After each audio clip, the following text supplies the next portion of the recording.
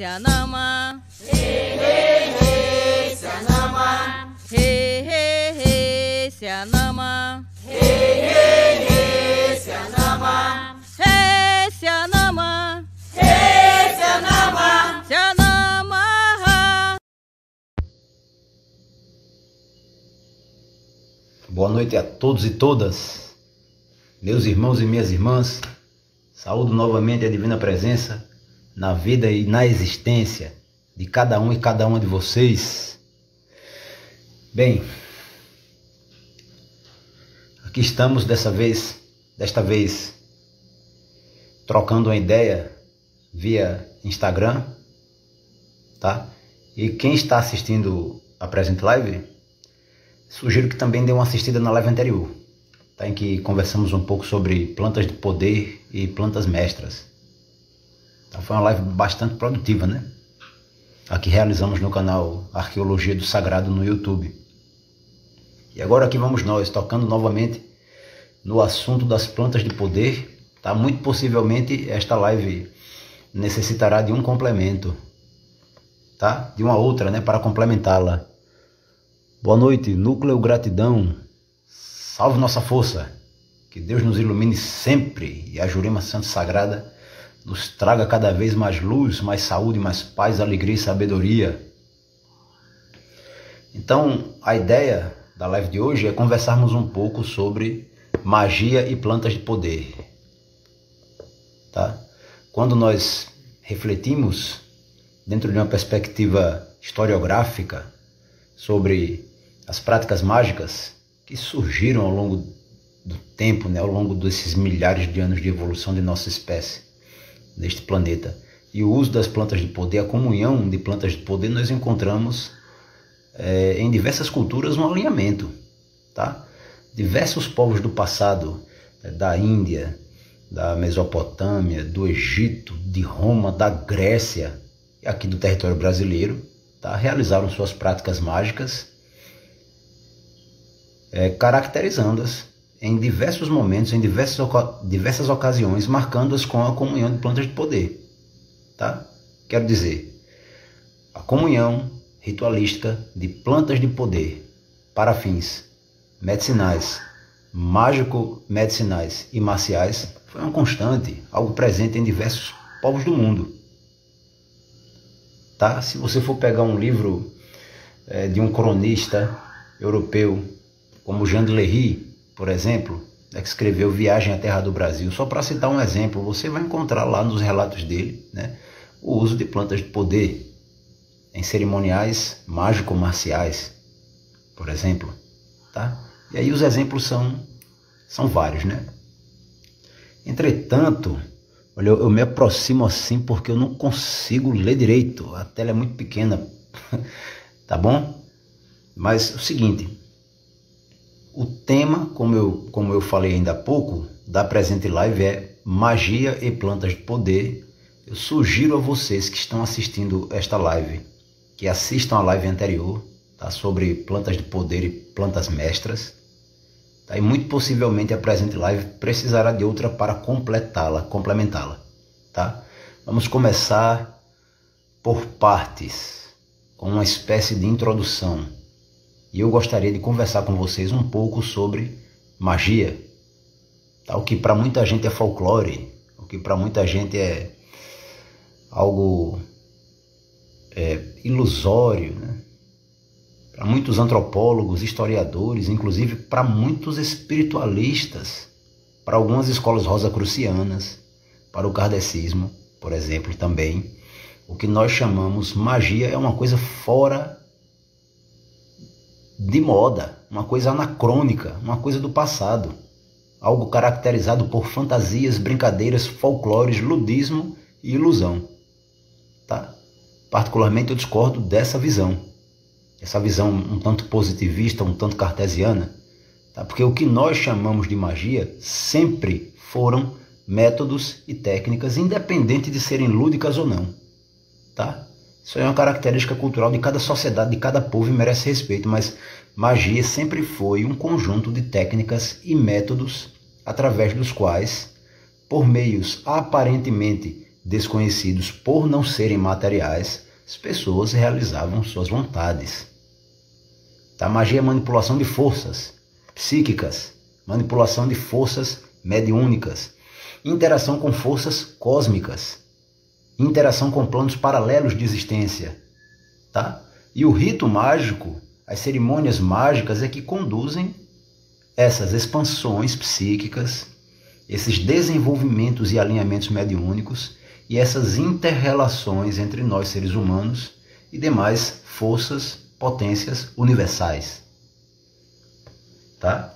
Só quem pratica magia, de fato, com seriedade, obviamente, né? Não é quem está brincando para cima e para baixo, mas só quem pratica magia sabe como funciona e como pode ser perigosa essa prática, assim como pode ser bem-aventurada. Tá? Então, antes de qualquer coisa, à guisa de introdução, eu acho interessante que nós tentemos conceituar magia. Obviamente, o que eu falo para vocês nada mais é que minha humilde visão, tá? Minha humilde visão de pesquisador. Tá certo? Uma visão deveras incompleta. Então vamos lá. O que podemos considerar magia? Se tentássemos definir essa palavra, se tentássemos definir essa palavra magia, nós encontraríamos, aliás, se tentássemos procurar uma definição para o termo magia, não encontraríamos apenas uma definição. Tá? Existem dezenas. Cada magista tentou defini-la de uma forma. Tá certo? Então vejam bem, eu também, após ter lido diversas definições, né, eu cunhei uma definição, tá, que eu acredito sintetiza todas as que surgiram, pelo menos boa parte das que surgiram. Tá? Então, o que seria magia? Na minha perspectiva, magia, salve tua força, mestre Breno, salve tua força, minha irmã Bianca, Glênio, saravá, vamos embora. Em minha perspectiva, magia é um conjunto de técnicas. Magia é método. Tá? Magia é um conjunto de técnicas através das quais os magistas buscam manipular forças sutis da natureza, atuar sobre forças psíquicas, visando a realização de sua vontade. Tá? Então, magia é um conjunto de técnicas, é um método. Esse conjunto de técnicas, quando possui uma tradição, quando é um conjunto tradicional de técnicas, tá, compõe uma escola. Alguém pode, estudando as leis do psiquismo, as leis da parapsicologia, por exemplo, tá, desenvolver um sistema mágico hoje. Mas quando essas técnicas são tradicionais, ou seja, existem há séculos ou há milênios, tá, elas formam uma escola mágica. E aí nós temos diversas escolas. Tá? Por exemplo, a escola mágica rosacruciana, a escola mágica indígena, a escola mágica cabalística, a escola enoquiana, diversas, né? Escolas. Bem, vou pedir a vocês um instantinho, tá? Eu vou precisar me retirar, volto já pra gente continuar isso aqui, viu? Pronto. Retomando nossa live, devido a um probleminha técnico aqui, precisei me desligar por um tempo, mas estamos de volta. Então, eu estava conversando com vocês, tentando definir, tá, o termo magia. E eu havia dito ainda há pouco que, conforme minha perspectiva, conforme minha humilde visão, tá, magia nada mais é que um conjunto de técnicas. Um conjunto de técnicas que, uma vez sendo postas em prática com frequência, tá, possibilita ao magista interagir com forças sutis presentes na natureza e no cosmos. Tá? Então, em linhas gerais, magia, definição, conjunto de técnicas através das quais o magista busca atuar sobre forças sutis presentes na natureza e no cosmos e interagir com inteligências que ordinariamente chamamos de espirituais, tá? Mas que habitam planos paralelos, tomando por empréstimo uma expressão que eu gosto muito de usar, oriunda da física quântica, tá? Então, planos paralelos. No universo existem planos paralelos, planos sutis de existência, tá? Níveis atemporais de existência. Tá? Então, através das técnicas e práticas mágicas, o magista busca interagir com as inteligências que habitam esses planos paralelos ao nosso e manipular essas forças cósmicas, naturais, forças muito sutis que não são manipuladas de modo grosseiro. Não podem ser manipuladas de modo grosseiro, mas só através de uma sutileza, de uma fineza. Tá? Mas para que o magista busca interagir com essas forças, manipular essas forças e dialogar com essas inteligências presentes no cosmos? Para quê? Para realizar sua vontade. Tá? Quando o rito mágico é bem realizado e o magista já possui desenvoltura em sua arte e ciência, porque magia é uma forma de ciência que possui elementos artísticos muito fortes, né? Exige um exaltar das emoções, um exaltar do pensamento, porque o exaltar do pensamento impulsiona as forças psíquicas que movimentam a natureza, a sutileza da natureza. Tá? Quando há essa desenvoltura, o magista obtém êxito. E se o que ele busca é o benefício de alguém, de algum ser, ou seu próprio benefício, através de um trabalho que não prejudique nenhuma outra criatura, esse magista realiza o que eu chamo de benefício mágico. Tá? Mas quando o magista manipula forças, interage com inteligências de planos paralelos, visando realizar sua vontade em detrimento de algo ou de alguém, de alguma criatura, ele acaba realizando um malefício mágico. Tá? Eu não gosto das expressões magia branca e magia negra. Isso é, a meu ver, muito racista. Quando alguém fala, eu fui vítima de magia negra, tá querendo dizer o quê? Que foi vítima de magia africana? Tá, isso é magia negra. E magia branca é o quê? Só para a gente ter uma ideia aqui, um parêntese na conversa. Quem trouxe todo tipo de ritual macabro para cá, para as Américas, foram os europeus. Tá? Por aqui não existia nem o personagem chamado diabo, quanto mais um culto diabólico e práticas diabólicas. Tá certo? Então, como é que a gente pode dizer que a prática do malefício é magia negra? Isso é uma expressão, obviamente, que nasceu no período colonial, tá? Então, eu particularmente não gosto desses termos, magia branca e magia negra, porque tanto brancos, quanto negros, quanto vermelhos, quanto amarelos, quanto índios, chineses, japoneses, portugueses, espanhóis, norte-americanos, ingleses, podem praticar malefício mágico ou benefício mágico, se souberem, tá? A cor não vai categorizar o que se pratica, o que se faz, mas a índole do indivíduo é que determina de que lado ele está. Tá? E para muita gente, magia é uma coisa amoral, de fato. Quando o magista ele possui o mínimo de desenvoltura moral e de respeito ao próximo, de respeito à natureza, ele evita praticar malefício mágico. Tá? Ele não pratica malefício mágico. Tá? Bem, mas isso aí já é um outro assunto, né?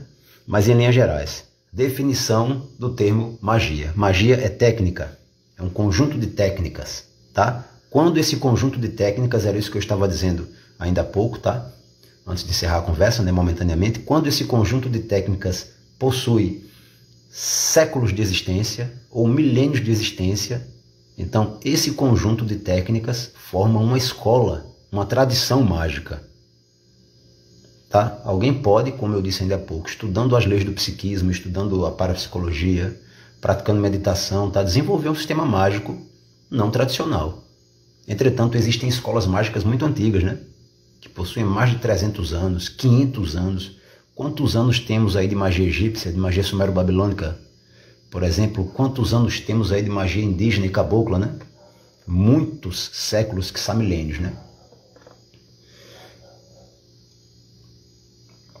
Agora vamos conversar um pouquinho sobre a desenvoltura, o desenvolvimento das aptidões mágicas, propriamente ditas, tá? Quando nós encontramos determinados livros de teurgia, por exemplo, salve meu irmão Felipe, salve tua força, caboclo. Quando nós encontramos determinados textos de teurgia, nós encontramos nesses textos uma explicação interessante, um comentário interessante sobre pessoas que são propensas à prática mágica. Tá? De acordo com a conjuntura astrológica do indivíduo, o momento em que ele veio ao mundo, o momento em que ele nasceu, ele pode ter uma inclinação ao estudo e ao desenvolvimento mágico maior que outro indivíduo. Inclusive havendo aqueles que, a princípio, não tem como desenvolver qualquer aptidão, qualquer faculdade mágico, mística ou mediúnica, porque não faz parte de seu propósito na presente encarnação. Tá? E os astros deixam isso claro de acordo com vertentes da astrologia, né? Mas em linhas gerais, o estudo mágico, as vivências mágicas exigem do aspirante ao magismo um bom tempo de trabalho teórico. É importante estudar muito, estudar bastante. Estudar história, filosofia, psicologia nos dias de hoje, porque alguém pode dizer, não, mas isso é tudo muito novo, estudar psicologia, os antigos não estudavam. Quem disse? Quem disse? Quem não conhece, procure conhecer. Por exemplo, os Yoga Sutras de Patanjali, tá? São textos de uma psicologia profunda. Tá certo? Surgiram muito antes da nossa psicologia contemporânea. Tá? Estuda para ver. E alguém pode dizer, não, mas é yoga. E está pensando que não é. Os yogis e os tântricos também possuem suas vertentes mágicas. Tá? Suas correntes mágicas. Tá? Mas vamos seguindo. Tá? O estudo para a prática de alta magia é longo. O indivíduo precisa, como eu falei ainda há pouco, estudar matemática, geometria, psicologia, história, antropologia. Tá? Isso para falar das disciplinas que não são necessariamente espiritualistas, né? Espirituais. E aí depois ele precisa ter noções gerais de cabala. Tá? Tem que estudar cabala, tem que estudar numerologia, tem que estudar astrologia, teurgia, goécia, conhecer pelo menos em síntese, as várias tradições existentes. Tá? Ser capaz de traçar interseções e analogias entre as diversas tradições religiosas. Aí ele vai ter base. Ele vai ter fundamento para realizar uma prática mágica. E aqui eu não falo de feitiço. Tá? O feitiço geralmente é uma prática que vem sendo transmitida ao longo do tempo, tá? Que não é analisada por boa parte de seus praticantes. Eles repetem na firmeza, na fé mesmo que a coisa vai acontecer, a coisa acontece. Por quê? Eles viram o pai fazer a mesma coisa, a mãe fazia a mesma coisa, o avô fazia a mesma coisa, o bisavô fazia a mesma coisa e dá certo. Então ele aprende aquela técnica, aquele método, manipula a força que ele precisa manipular para obter uma cura, por exemplo, ou para encontrar uma coisa perdida, por exemplo, e a coisa acontece. Tá? Mas o magista, ele inevitavelmente precisa trabalhar o intelecto. E aí é que está. Como a preparação para a realização mágica, a realização das práticas mágicas exige um pesado, cansativo de fato, mas compensador, preparo intelectual. Tá, o que é que pode acontecer? Primeiro, a vivência mágica pode ser permeada de dúvidas, pode estar permeada de dúvidas. O indivíduo realizar um ritual, tá? Ele possui um método, ele aprendeu o método, ele treinou o método, ele ensaiou o rito, uma evocação, por exemplo, de um ente espiritual. Tá? Mas a princípio ele não vê aquela entidade que foi evocada. Muitas vezes ele sequer sente a entidade que ele está evocando, porque o trabalho que ele realizou é majoritariamente, consideravelmente intelectual. Tá? Então ele acredita ou não que aquela entidade realmente está ali, que aquela força realmente foi conjurada, que aquela força realmente foi banida. Só a prática constante é que vai fazer com que sua sensibilidade mediúnica, espiritual, psíquica se amplie. Tá? Só a prática vai fazer com que sua sensibilidade, sua capacidade de perceber o que ele está fazendo nos mundos sutis, aliás, perceber o resultado do que ele está fazendo aqui no plano tridimensional sobre os planos sutis, que vai se manifestar. Só a prática pode auxiliar nisso, né, no desenvolvimento dessa sensibilidade. Para o cara que só estuda magia, eu ainda não falei de magia conjugada com plantas de poder, tá? Ainda não falei, né? Talvez nem dê tempo da gente conversar sobre isso hoje para não ficar tarde, que amanhã é dia de trabalho, com a graça de Deus. Mas qualquer coisa vamos seguir com uma outra live esses dias aí. Então vejam bem, é possível que surja na vida do magista uma série de dúvidas, tá? A falta de fé também, né? Se o magista não estiver predisposto a, em paralelo, ter uma vida minimamente espiritual, religiosa, no sentido de aquele indivíduo que busca religar-se à fonte espiritual, se ele não está buscando esse religar-se, ele não ora para as entidades às quais ele acredita existir, tá? Se ele não ora, se ele não busca essa conexão com os seres espirituais, com os espíritos, com Deus, com os devas e devis, tal, se ele não busca essa conexão, ele será, no máximo, um prático, tá? E aí é que ele vai ter mais dúvidas ainda sobre o que ele está, sobre se o que ele está fazendo está dando certo ou não, né? Que importante ter alguém com este olhar de tanta seriedade e respeito sobre a magia aqui no estado. Eu fico feliz demais em ser útil e espero estar prestando para isso, com a graça de Deus. E uma outra coisa que é uma armadilha para o magista, tá? Que todo aquele e aquela que busca estudar e praticar magia tem que estar vigilante quanto a isso, devido à quantidade de conhecimento que um magista sério tende a acumular. O que pode acontecer com ele? Tornar-se um indivíduo prepotente, tá? Prepotente. Ele pode se achar superior aos demais.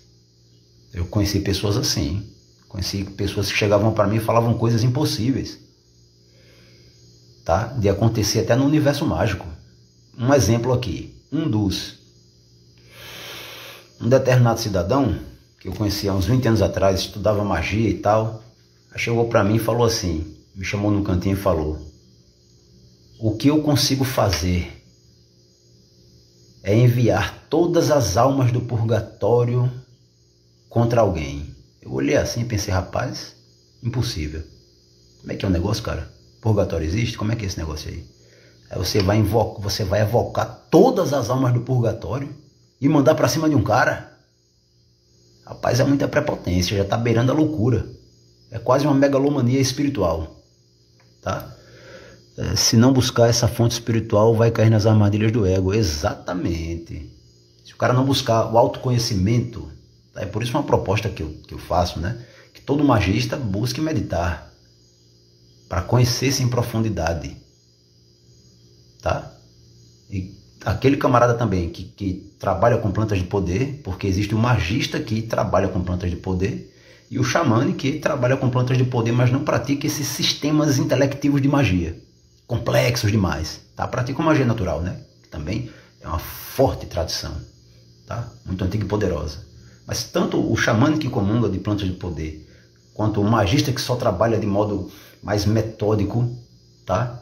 Mais técnico, quanto o magista que comunga de plantas de poder, a meu ver, devem buscar a meditação, o autoconhecimento, tá? O autoconhecimento, o mergulho profundo, que é para evitar essas armadilhas aí, tá? Então, olha só, o camarada que trabalha com magia, como eu estava dizendo, por necessitar estudar muito, tá? Para poder praticar magia com fundamentos sólidos, compreensão exata daquilo que está fazendo, porque na minha leitura a magia não deixa de ser uma ciência exata. Quem quiser que me critique, tá? Magia é cálculo, por Deus. Calcula a hora de uma conjunção astrológica. Tua prática mágica possui benefício, está em alinhamento energético, está em alinhamento astrológico, tá? Qual é o cristal que você vai utilizar? Esse cristal tem relação com o planeta que você está entrando em sintonia, com o planeta com o qual você busca sintonia, com o ajuntamento de astros com os quais você busca sintonia. Qual é o dia da semana? Qual é a hora? Tudo matematicamente calculado e perfeito. Então agora você dispara o gatilho para a realização de tua vontade. É assim que magia funciona. Tá? Por isso a importância de manter esse estudo, tá? Que não deixa de ser um estudo exaustivo. Tá? É mais exaustivo do que o maior dos cursos universitários. Que geralmente não vai te deixar rico, cara. Pode te deixar louco. Tá? Se você não for vigilante.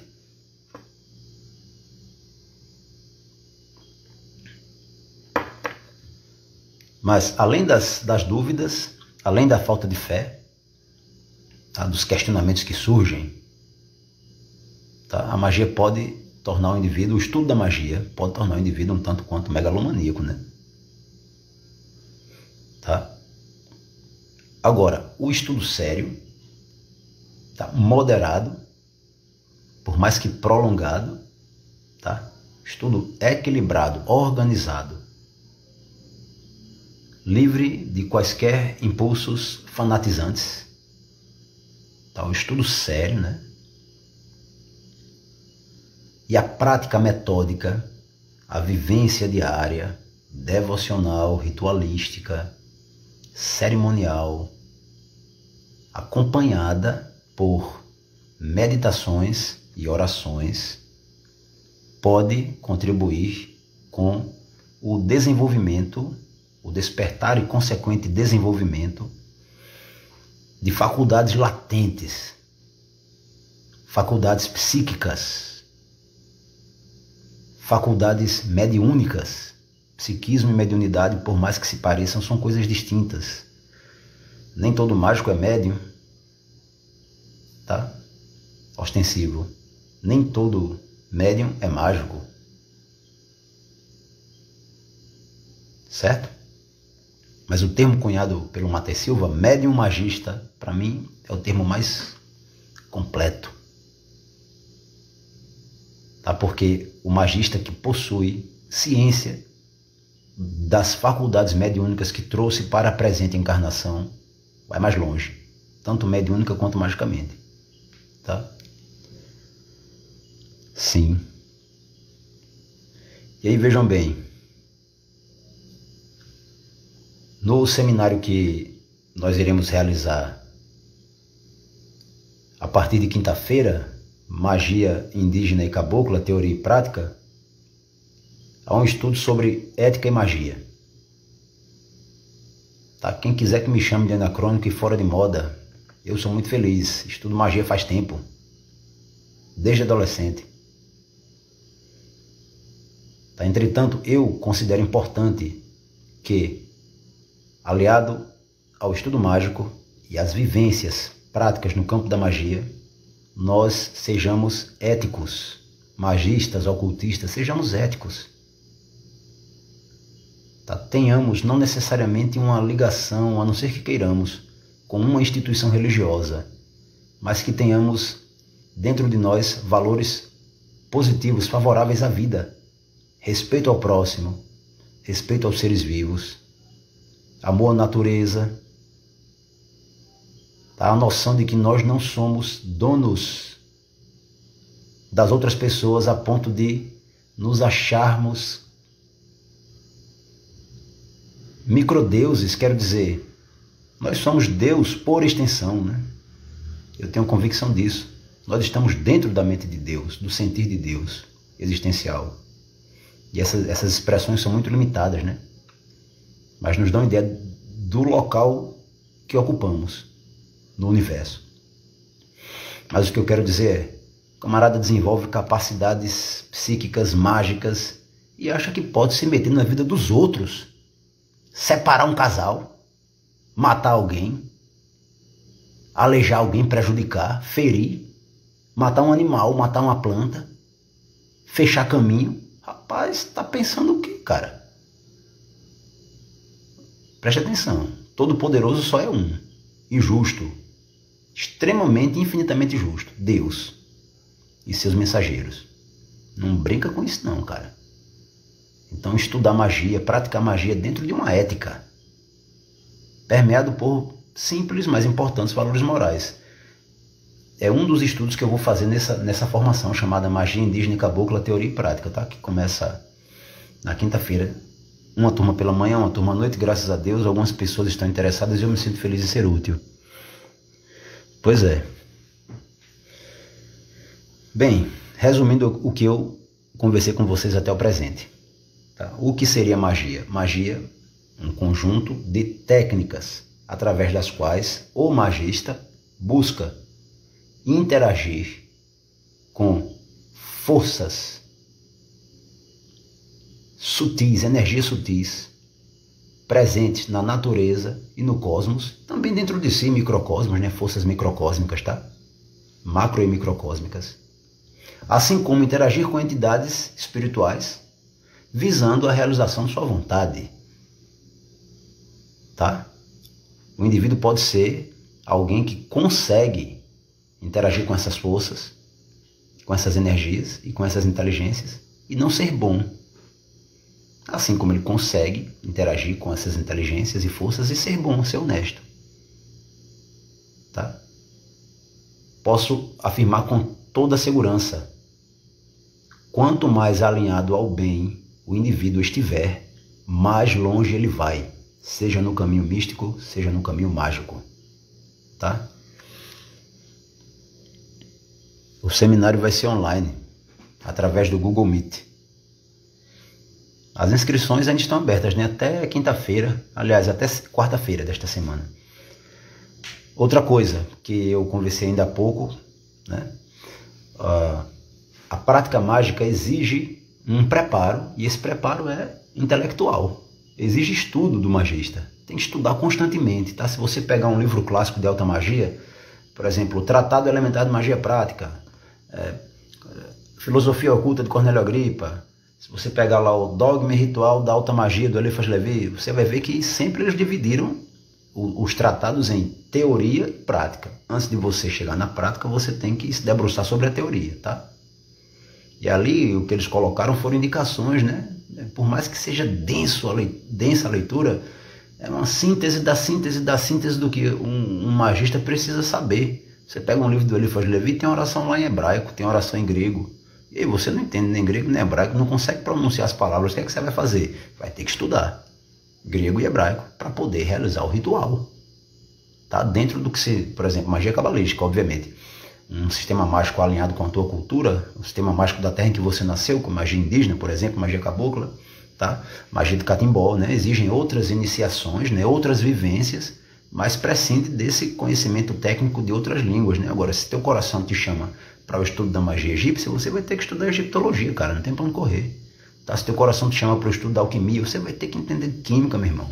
Física, química, matemática, não tem para onde correr, tá? A magia sempre vai exigir do aspirante um monte de estudo, tá certo? É uma prática majoritariamente intelectiva e o exagero do estudo intelectual, né, pode deixar o indivíduo cheio de dúvidas, cheio de temores ou então megalomaníaco, prepotente, arrogante, se achando que sabe tudo. Ninguém sabe tudo, a gente não sabe nada. Estamos aprendendo e arriscando, tá? Ousando, né? Querer saber, usar e calar.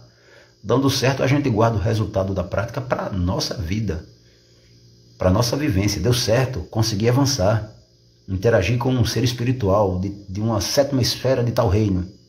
Consegui a interação. Realizei minha vontade. Tá? Guardo conhecimento para mim. Se eu sentir que alguém é merecedor, transmito. Um exemplo, tá? Do que pode acontecer dentro da realidade do trabalho mágico. Tá certo? Agora, no que se refere às plantas de poder, encerrando o assunto sobre magia, para falar um pouquinho sobre planta de poder, e novamente eu recomendo, quem ainda não assistiu, né? Quem ainda não assistiu a live anterior, que foi no canal do YouTube, dá uma chegada lá no canal Arqueologia do Sagrado, em que conversamos sobre plantas de poder e plantas mestras, tá? E aí dá uma sacada naquela live lá, porque ela serve para estruturar essa aqui também, esta presente, né? Então vejam bem, plantas de poder. O que seria uma planta de poder? Toda planta é planta de poder, tá? Porque toda planta possui uma ou mais propriedades que só elas possuem, tá? Quero dizer, até uma cenoura, uma batata, uma beterraba é uma planta de poder. Quando você se alimenta dela, você fica nutrido, você fica mais forte. Ela te dá força, te dá energia, te dá disposição, te dá vontade de estudar, vontade de sorrir. Agora passe a vida inteira comendo biscoito e tomando refrigerante para ver o que acontece com você. Você obviamente vai ficar louco, doente, fraco. Tá? Vai morrer doente antes da hora. Tá certo? Então, um capim santo é uma planta de poder. O capim santo é uma planta de poder. O caju é uma planta de poder. Tá? Uma rosa específica, a rosa vermelha, a rosa branca, o girassol, são plantas de poder. Elas são uma tecnologia natural avançadíssima. Tá? Agora, no universo das plantas de poder, tá certo? Existem as plantas mestras. As plantas mestras de poder, que são aquelas que possuem uma predisposição a nos ensinar coisas. De modo especial a nos levar longe nos caminhos do autoconhecimento, a nos levar longe na conexão com mundos espirituais, tá? A nos levar longe no caminho da transcendência, né? Entretanto,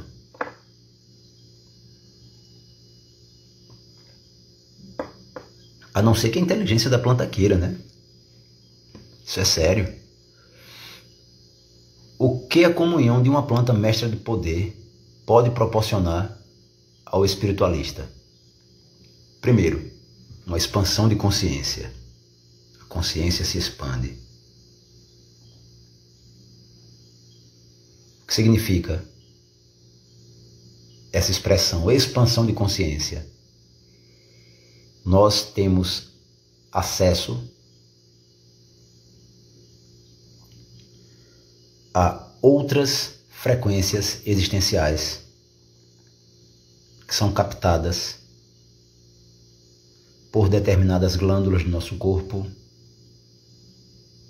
Por exemplo, são captadas pelos nossos próprios sentidos ordinários, o olfato, a visão, o tato, uma vez que a nossa capacidade de sentir as coisas se torna muito maior. Os limites são ultrapassados. Os limites aos quais nossa mente e nosso corpo foram condicionados devido à nossa cultura milenar atávica são extrapolados. Então a planta de poder expande a nossa consciência. Geralmente. É um potencial da planta mestra de poder. O nome do canal é Arqueologia do Sagrado. Bem, o que é que a planta de poder também pode proporcionar dentro desse processo de autoconhecimento? E é nisso, a meu ver, que muita gente se perde, tá? A planta de poder pode levar a consciência do indivíduo a conhecer seus próprios infernos e paraísos internos. E aí muita gente delira, meu Deus. Levou o indivíduo para conhecer um paraíso interno, uma zona interna de prazer, por exemplo. E aí o indivíduo acha que visitou o céu e viu Deus. Tá? Na verdade, ele não sabe nem aonde a inteligência do vegetal o levou. Ou então leva o indivíduo para um inferno pessoal, psíquico. A memória de um sofrimento intrauterino, por exemplo, que a consciência desconhece. Tá? Ou um fragmento de vida passada. E o indivíduo acha que foi no inferno, que viu Satanás, que foi no umbral. E aí começa a criar coisas e coisas e coisas e coisas, e daqui a pouco, meu papai do céu, o ego do cara está do tamanho do planeta. Tá? Assim como a magia pode ensoberbecer alguém, tá? O trabalho com a planta de poder também pode. Tá certo? E o indivíduo se torna prepotente, se torna arrogante, começa a ver demônio onde não existe, anjo onde não existe. Tá? E aí é importante o cuidado com o trato. Um trato cuidadoso com os vegetais sagrados de poder. Eles exigem reverência. Eles exigem respeito. Eles exigem amor. E aí quando o cara chega, que está se tornando muito comum hoje, né? Eu vou ali comprar uma garrafa de ayahuasca. Eu vou comprar uma garrafa de Jurema. Aí bebe o chá, por exemplo, aí tem todo tipo de visão e começa a ver tudo no planeta. E só está vendo suas próprias ilusões. Mas por que isso acontece? Está na origem da coisa. Quem foi que preparou o chá? Como coletou a planta? Como as plantas foram coletadas? Não sei. Comprei pela internet. Tem um site lá, Paraíso Enteógeno, não sei qual dos enteógenos, tem um site. Aí você tem a opção de comprar, você paga lá em euro, aí tem a opção de comprar. Você pode comprar ou a medicina pronta, ou você compra o vegetal e você mesmo prepara a medicina. Agora minha pergunta, quem foi que coletou o vegetal sagrado? Como foi coletado? Em que lua foi coletado? Como foi preparado? De que modo? E você está bebendo. Você está fumando. Uma coisa que você não sabe nem quem preparou, nem como preparou. E agora uma coisa muito séria e importante. Muito séria e importante. Os pajés, os xamanes, os pajés, os xamanes, os mestres das antigas tradições sabem, conhecem um modo tradicional ou modos tradicionais de coletar o vegetal, preparar a medicina, tá? Consagrar a medicina, dirigir o trabalho na força da medicina, sem problemas, sem transtornos, sem falhas.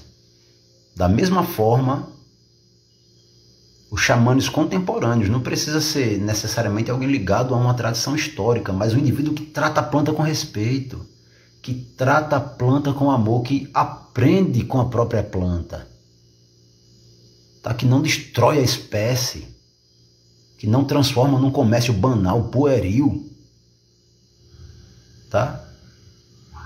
Utilizando como desculpa, não, eu estou vendendo aqui não sei quantos litros desse chá para ajudar a humanidade. Eu estou vendendo um TP aqui por $500 para ajudar os índios. Que papo furado, cara. Não brinca com isso não, meu irmão. Pelo amor de Deus. Então, aquele indivíduo que respeita o vegetal e aprende com ele. Tá? Assim como o pajé, o mestre, que conhece a tradição, ele sabe o modo correto de coletar, de preparar e de servir, de ministrar as medicinas sagradas, as plantas mestras de poder. Aí é muito difícil, pode acontecer, que num trabalho sério, tá? Alguém perca as estribeiras, a não ser que, isso também está acontecendo com muita frequência, o camarada sério, como tem pessoas aí, né, que não estão a fim de autoconhecer-se, não estão buscando as plantas de poder para se autoconhecer. Os caras estão aí procurando um barato espiritual.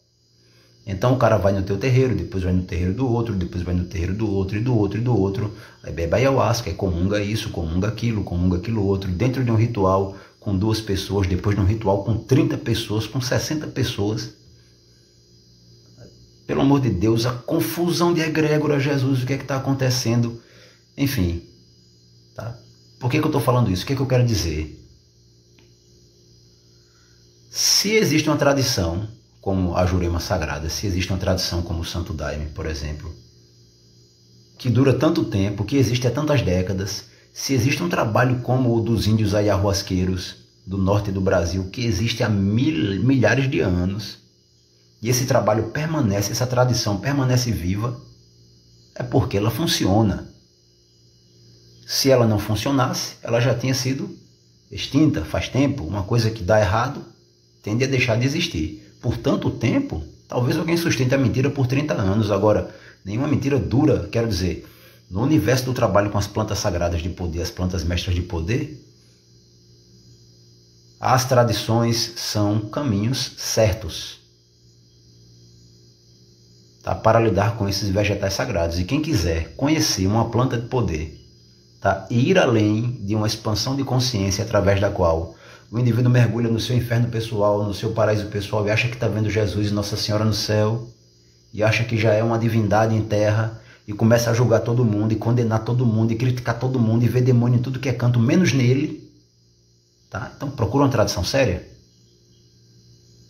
Conheça a tradição. Conheça o pajé, conheça o mestre. Conviva com ele, observe se o que ele fala está alinhado com o que ele faz. Aí a partir de então, mergulhe no vegetal. E aí você vai ver o que é uma planta mestra de poder. Tá? Salve Valtinho, meu amigão. Então, sugestões. Tá? E aí, vamos lá, né? Humildemente falando, eu não posso deixar de expor meu ponto de vista. Obviamente pode alguém chegar a discordar de tudo que eu estou dizendo aqui, tá?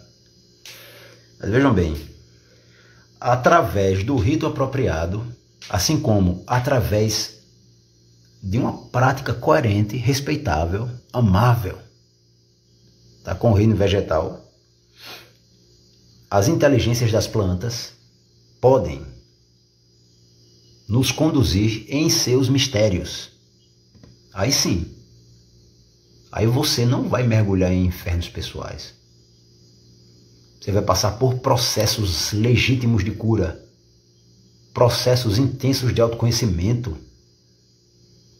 tá? Vivências, interação com seres de planos paralelos. Tá? Não é uma alucinação como as pessoas dizem, é uma planta alucinógena, nunca. A jurema, a ayahuasca, mariri, chacorona são plantas alucinógenas, são plantas enteógenas, que com muita paciência e misericórdia nos auxiliam, nos ensinam, nos transformam em pessoas melhores. Tá? E talvez para algum cientista seja humilhante ter que baixar a cabeça para um vegetal e dizer: você sabe mais do que eu, meu irmão. Então me ensine. Mas o negócio é esse mesmo. Tá? O camarada bebe o chá, 10 anos bebendo chá. Aí diz assim: puxa vida, estou muito alinhado com esse chá. Agora eu posso ver o universo de um modo distinto e tal coisa. Minha ciência é fina. Fulano está errado porque faz isso. Cicrano está errado porque faz aquilo. E aí começa a querer controlar a vida dos outros. E dar ordem, lição de moral e não sei o quê. Está esquecendo de uma coisa. A planta, a espécie vegetal está aqui neste planeta há muito mais tempo que nossa espécie humana. E o conhecimento que a planta tem sobre a existência, sobre vida, sobre morte, é muito maior do que o nosso. Muito maior do que o nosso. Estamos aprendendo com elas, então sejamos humildes. Todos estamos aprendendo. Tá? Por favor.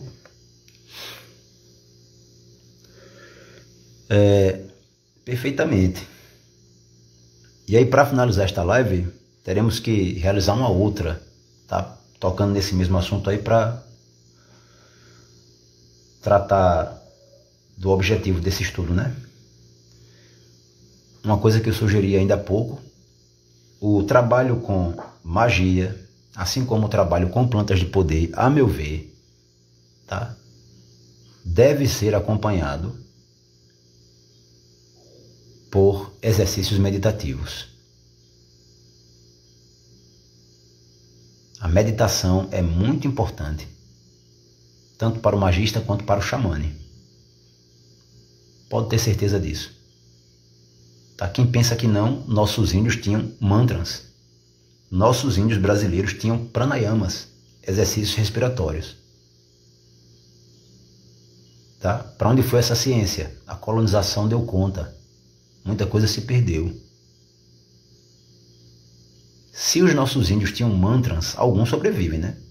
Se os nossos índios tinham técnicas respiratórias, práticas, através das quais absorviam prana para fortalecer os corpos sutis, é porque, obviamente, eles estavam em sintonia com a ciência muito maior do que a que sobrevive no presente momento. Tá? O cara acha que também funciona. Tá? Não, isso aqui é pegar um carvão, vou riscar aqui um ponto, acender uma vela assim assado, tudo bem. É prática mágica, é manipulação de energia. Tá? Visando a realização da nossa vontade. Agora imagina, quando você tem como fundamento, tá? Além da técnica, como fundamento, o autoconhecimento. Por Deus. Eu nunca vi ninguém falar tão bem das plantas. Salva nossa, meu irmão. Bem, pessoal, então por hoje é isso aí, tá? Eu vou salvar esse vídeo, vou editar também, vou deixar lá no canal Arqueologia do Sagrado, tá certo? E caso alguém tenha interesse em participar do estudo Magia Indígena e Cabocla, Teoria e Prática, dá um toque aí para mim pelo direct mesmo, ou pelo WhatsApp, tá? E no fim do mês vamos à formação no nível 1, à distância, do Sistema Caraíba, que é um sistema de cura e magia cabocla, tá? Mas é isso aí. Que o Supremo Arquiteto do Universo abençoe a cada um e cada uma de vocês, que a Jurema Santa e Sagrada permaneça nos dando guarida, proteção, amor e sabedoria. Até breve.